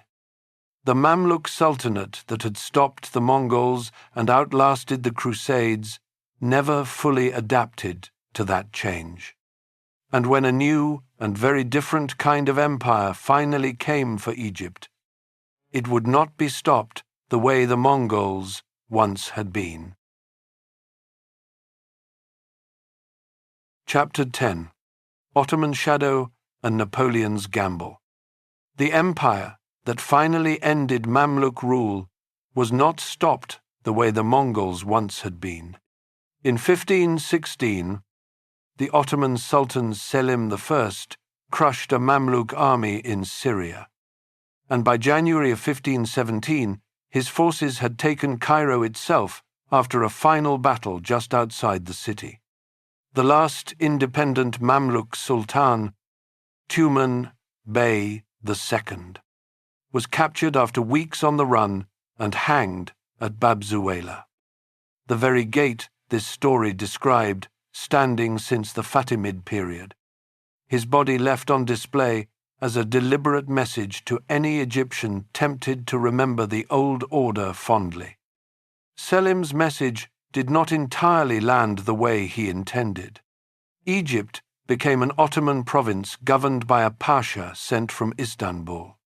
But the Ottomans made a pragmatic decision that would shape the next 2.5 centuries, keeping the Mamluk military class largely intact underneath that new imperial layer, using them as tax collectors and provincial administrators rather than eliminating a system that had proven remarkably effective at running Egypt for so long. In practice, real local power kept slipping back toward Mamluk beys operating semi-independently, with the Ottoman Pasha in Cairo often reduced to a figurehead negotiating between rival Mamluk households rather than actually commanding them. That underlying tension occasionally broke into the open. In the 1760s, a Mamluk leader named Ali Bey al-Kabir went further than any of his predecessors, expelling the Ottoman Pasha entirely, striking coins in his own name, and briefly ruling Egypt as an effectively independent state before rival Mamluk factions and an Ottoman-backed counterattack brought the experiment to an end within a few years. Ali Bey went so far as to send his own army into Arabia to briefly occupy Mecca and Medina, an extraordinary overreach for what had started as a provincial power grab, before one of his own most trusted lieutenants switched sides and helped bring the whole project down. Cairo itself, meanwhile, remained one of the largest cities in the Islamic world throughout this period, a major stop on the pilgrimage route to Mecca and still home to Al-Azhar's scholars. Even as its role in global trade never fully recovered the dominance it had enjoyed under the earlier Mamluk sultans. Coffee, already popular across the wider Ottoman world, became one of the city's defining social habits during this period, and the coffee houses spreading through its neighborhoods functioned as something close to a parallel public square, spaces where merchants, scholars, and ordinary sherens gathered to talk, gossip, and occasionally plot, closely enough tied to political life that suspicious governors periodically tried, and generally failed, to shut them down. The moment that finally shattered this centuries-old balance arrived from an entirely new direction. In 1798, a young French general named Napoleon Bonaparte landed an invasion force in Egypt, part military conquest and part calculated strike against British trade routes to India. His army crushed the last Mamluk cavalry charges at the Battle of the Pyramids within sight of the Giza monuments themselves. And within weeks, French forces controlled Cairo. Napoleon is famously said to have told his troops before the battle that 40 centuries of history were looking down on them from the pyramids. Though, like many of history's best battlefield lines, the exact wording almost certainly owes more to later retelling than to anything precisely recorded on the day itself. Napoleon's triumph on land did not survive contact with the sea. Only days later, the British Admiral Horatio Nelson found and destroyed the French fleet at anchor in Aboukir Bay, stranding Napoleon's entire army in Egypt with no way home. What followed was strange even by the standards of military occupation. Napoleon had brought along more than 150 scientists, engineers, and scholars. And this scientific commission spent the occupation cataloguing Egyptian antiquities with a thoroughness nobody had ever attempted before, founding a research institute in Cairo and eventually publishing their findings as an enormous illustrated work that took decades to complete, arguably doing more than any single event before or since to spark European fascination with pharaonic Egypt. The very fascination this whole video opened by describing their most consequential discovery came almost by accident. In 1799, when French soldiers reinforcing a fort near the town of Rosetta uncovered a broken slab of granite covered in 3 scripts, the very decree issued by Memphis priests centuries earlier that this story described back in an earlier chapter, nobody in Napoleon's camp could read it.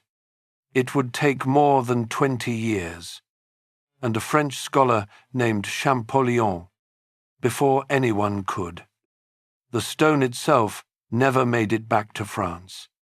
Under the terms of the French surrender, most of the antiquities the expedition had collected, the Rosetta Stone among them, were handed over to the British as spoils of war, and it has sat in the British Museum in London ever since, a source of ongoing debate about where an object excavated in Egypt, deciphered by a Frenchman, and claimed by Britain actually belongs.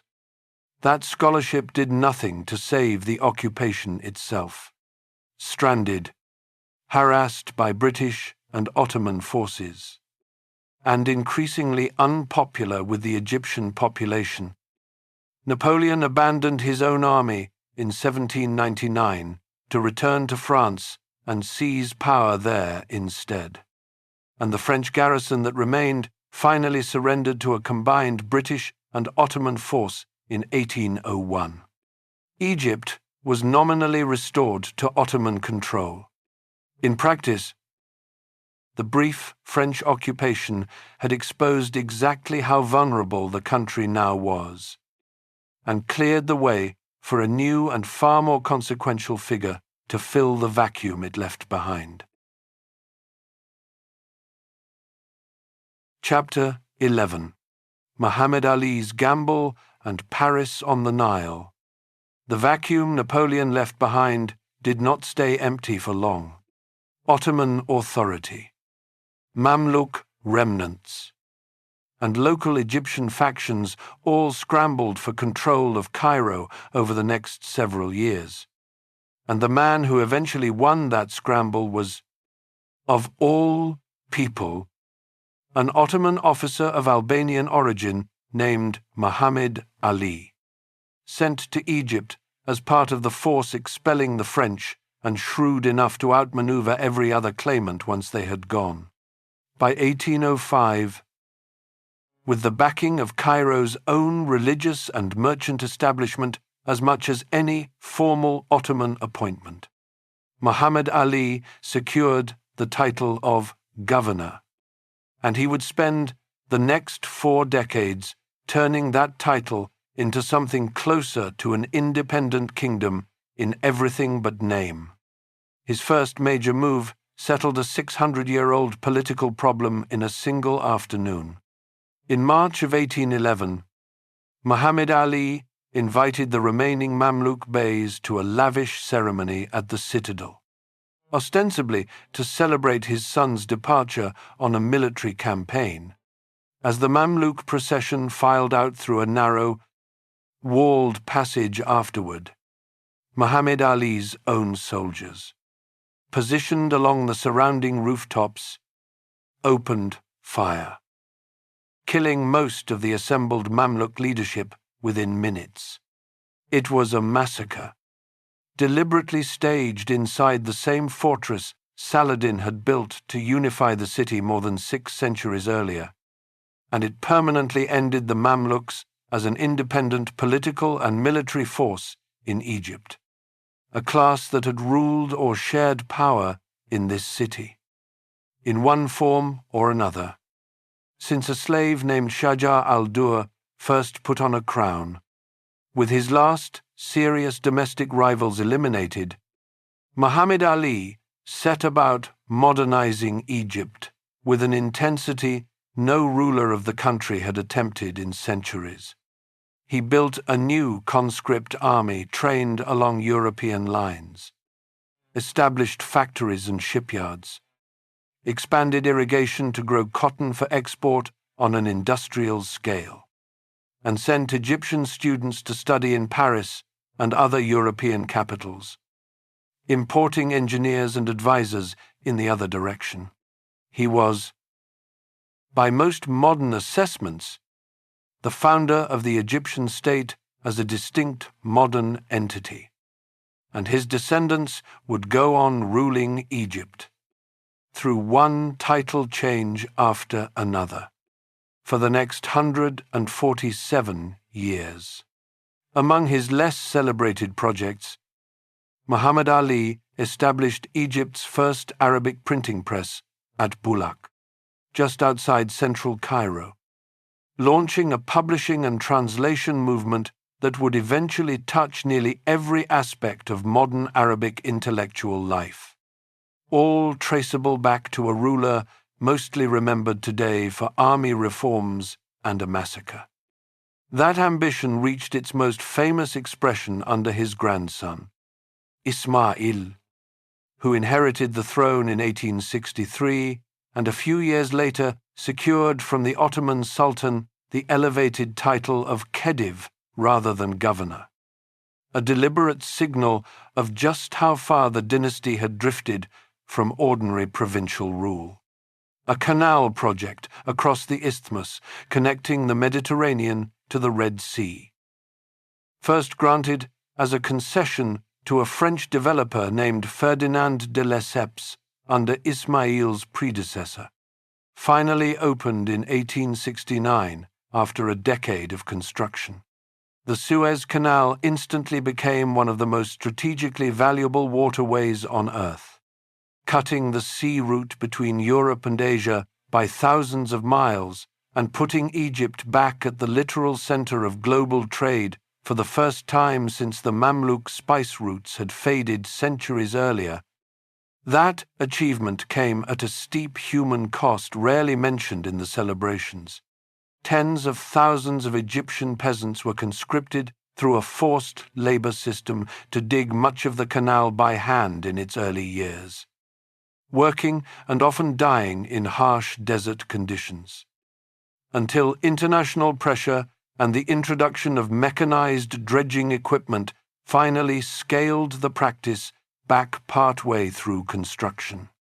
Ismail celebrated that achievement and pursued his own considerable ambitions by trying to remake Cairo itself into something recognizably European.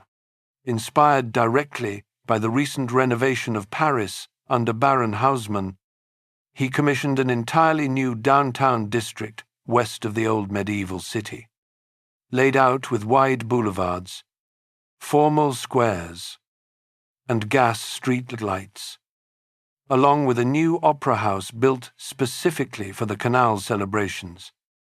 Popular legend has long claimed that Verdi's opera Aida premiered at that opening in 1869. Written specifically for the occasion, the truth is slightly less tidy. The opera house did open that November, but with a performance of Rigoletto instead, because Verdi's commissioned work was nowhere near finished in time. Aida would not actually premiere in Cairo until December of 1871. More than 2 years later, all of that construction, along with the canal itself and a series of expensive foreign wars, was financed almost entirely through foreign loans. And by the late 1870s, Egypt owed European creditors more money than the country could plausibly repay. Ismail was forced to sell Egypt's shares in the canal to the British government to raise cash. And European powers subsequently imposed direct financial oversight over Egyptian state revenue to guarantee their loans got paid. The resentment that arrangement provoked eventually erupted into a nationalist military uprising led by an Egyptian officer named Ahmed Urabi in 1882, protesting foreign control and demanding a genuinely Egyptian government. Britain responded by bombarding Alexandria and landing an army that crushed Urabi's forces within months. And what began as a temporary intervention to restore order turned into an occupation that would last, in one legal form or another. For the next 72 years, the British administrator who effectively ran the country for the first quarter century of that occupation, Lord Cromer, left Egypt's finances more stable than he found them and reformed its irrigation and legal systems along British lines, while never once allowing Egyptians any genuine share in governing their own country.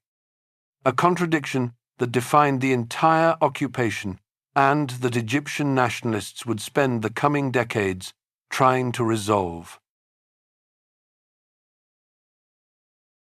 Chapter 12. Revolution, Republic, and the Megacity. World War I finally severed even the nominal Ottoman thread this story has followed since the 16th century.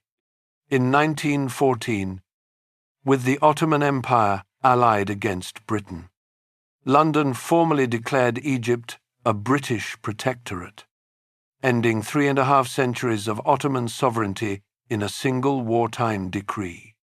Egyptians had little say in the matter, and that exclusion helped spark one of the largest nationalist uprisings the country had ever seen.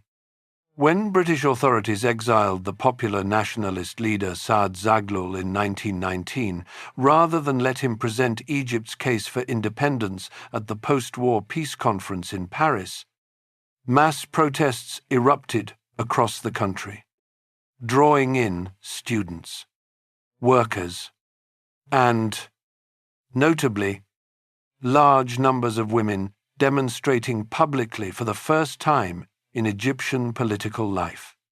The party that emerged from that uprising took its name, Waft, from the Arabic word for delegation, referring to the group Zaghloul had originally tried to send to the peace conference. That public participation by women, rare in Egyptian political life before 1919, is generally credited with helping launch the country's modern feminist movement. Led in the years that followed by activists including Huda Sha'rawi, Britain responded in 1922 by unilaterally declaring Egypt an independent, sovereign kingdom under a new monarch, Fuad I. Independence came with a long list of exceptions attached. Though Britain kept the right to defend the Suez Canal, station troops in the country, and control Egyptian foreign policy on matters it considered vital, meaning the new kingdom looked considerably more sovereign on paper than it felt in practice for the next 3 decades. That arrangement finally broke in 1952, when a group of army officers calling themselves the Free Officers, led in practice by a colonel named Gamal Abdel Nasser, overthrew the monarchy in a nearly bloodless coup. King Farouk, widely unpopular for corruption and for Egypt's humiliating performance in the First Arab-Israeli War a few years earlier, was sent into exile, and Egypt formally became a republic the following year. It was the end of a ruling dynasty that had governed Egypt, under one title or another, since Muhammad Ali first seized power 147 years before. Nasser cemented his own legitimacy in 1956 by nationalizing the Suez Canal Company, still majority owned by British and French shareholders more than 80 years after Ismail had sold Egypt's own stake to raise cash. Britain, France, and Israel responded with a coordinated military invasion, and for a moment it looked as though the canal, and possibly Cairo itself, might change hands by force. Instead, intense pressure from both the United States and the Soviet Union, for their own separate Cold War reasons, forced the invading powers to withdraw, and Nasser emerged from a military defeat as a political triumph. The leader who had stood up to 2 former colonial powers and won. At home, he pursued sweeping land reforms that broke up the vast estates of Egypt's old landowning elite, nationalized major industries, and positioned Egypt as a leading voice both of pan-Arab nationalism and of the wider movement of newly independent nations refusing to align fully with either side of the Cold War. He followed his canal victory by building the Aswan High Dam through the 1960s, financed by Soviet loans after Western governments withdrew their own funding offer. A project that tamed the Nile's ancient annual flood for the first time in 5,000 years of recorded Egyptian history. The very cycle that had built Memphis's earliest wealth back in the first chapter of this story. In exchange for reliable irrigation and electricity. Through all of this political upheaval, Cairo itself kept growing at a pace unlike anything the city had experienced before. A city of well under 1 million people in 1900, crossing the 1 million mark only in the late 1920s, had reached roughly 5 million by the time Nasser died in 1970, and kept climbing under his successors, Anwar Sadat, who made peace with Israel in 1979 after decades of war, and Hosni Mubarak, whose 3 decades in power brought long-term stability alongside growing frustration over corruption, inequality, and a political system that left most Egyptians with little genuine voice in how their country was run. That growth has not always been orderly. Parts of Cairo's historic cemeteries, known collectively as the City of the Dead, have for decades doubled as informal residential neighborhoods. Families living among centuries-old tombs and mausoleums simply because the alternative was no housing at all. One of the more striking symptoms of a city that grew far faster than its planners could ever keep pace with. That frustration finally reached Tahrir Square, a public plaza in the heart of Ismail's 19th-century downtown district. In January of 2011, mass protests, part of the wider wave of uprisings across the Arab world that year, filled the square for 18 days until Mubarak resigned. What followed was a turbulent several years of political transition, including Egypt's first competitive presidential election in 2012. Mass protests against the winner of that election a year later, and his removal by the military. Developments that remain sharply contested among Egyptians and historians alike in terms of how best to interpret them. Abdel Fattah el-Sisi, the general who led that intervention, has served as president since 2014. Sisi's government also revived, on a scale no previous Egyptian ruler had attempted. The oldest instinct in this entire story, the idea that a government facing pressure needs a new capital built specifically to hold it, announced in 2015 and under construction ever since. A new administrative capital rising from the desert roughly 45 kilometers east of Old Cairo now contains Africa's tallest skyscraper, the largest mosque and the largest cathedral anywhere in the Middle East, and a government district that officially became Egypt's seat of power in April of 2024. When Sisi took his own oath of office there, as of 2026, the presidency, the cabinet, and parliament have relocated there, and the district has entered its operational phase. Though large parts of the wider project remain under construction in later phases, and most of Greater Cairo's more than 23 million residents still live, work, and build their lives in the older city this whole story has been describing, not the new one rising beside it. Estimates of the project's total cost vary widely depending on the source, ranging from around $45 billion to more than $100 billion, with $58 billion the figure cited most often. At a time when Egypt's currency has fallen from roughly 7 to nearly 50 to the American dollar since the project began, and some critics openly question whether relocating the seat of government so far from the crowded streets that have periodically filled with protesters is entirely a coincidence.